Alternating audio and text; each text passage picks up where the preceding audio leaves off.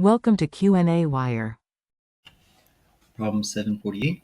We're designing a delivery ramp for crates, and we have a 1470 Newton crate that's moving at 1.8 meters per second at the top of the ramp, and it goes down the ramp at a certain angle, and the ramp exerts a friction force on each crate, and we have a maximum static friction force that is equal to that kinetic friction value. So each crate will compress the spring at the bottom of the ramp, and it'll come to a rest after traveling 5 meters total. Okay, so and then once stopped, the crate must not be bounded back up the ramp, and we're supposed to find what the force constant is. So first off, I'm going to start off with just writing down the conservation of energy formula. So we have initially kinetic energy, the crate is moving, plus the gravitational potential energy. So I'm going to write 1g, u1g, and then we're going to have work due to friction, so plus work due to friction.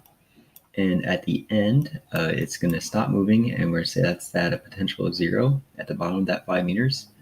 And then it's just going to have elastic potential energy that is stored in the spring that was used to slow it down.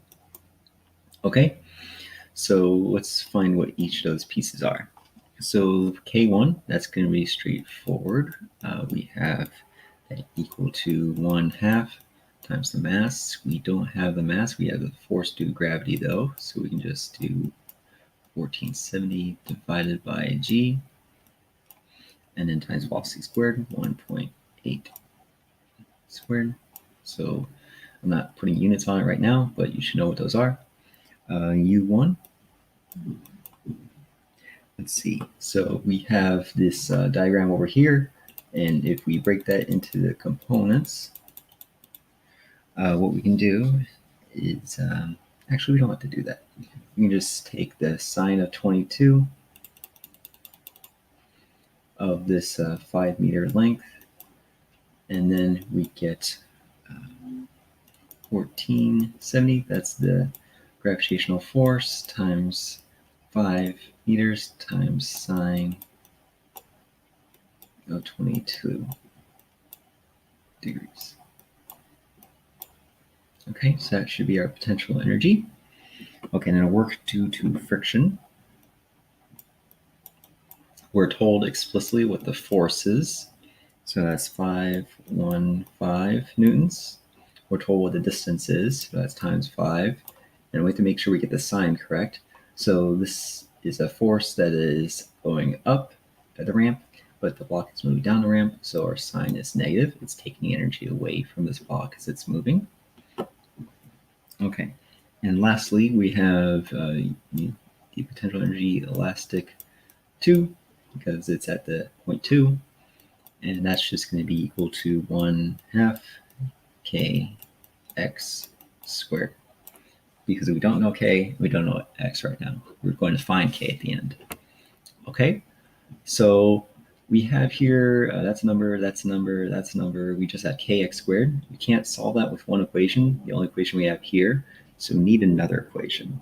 And what I'm going to do is I'm going to show you that at the end of the ramp, when we have this block against the spring, what we see is that the force due to friction, the static friction, which is like that, has to be equal and opposite to the force due to the spring. So that's kx. And we're told that the maximum static friction force is equal to this kinetic friction force. So that means that we have kx is equal and opposite to that 515 newtons. Okay, so that means that we can substitute in one of the kx's to be 515. Okay, so we took out a power of x, and then the kx is just 515. Okay, then all together, we just have one equation with one variable unknown.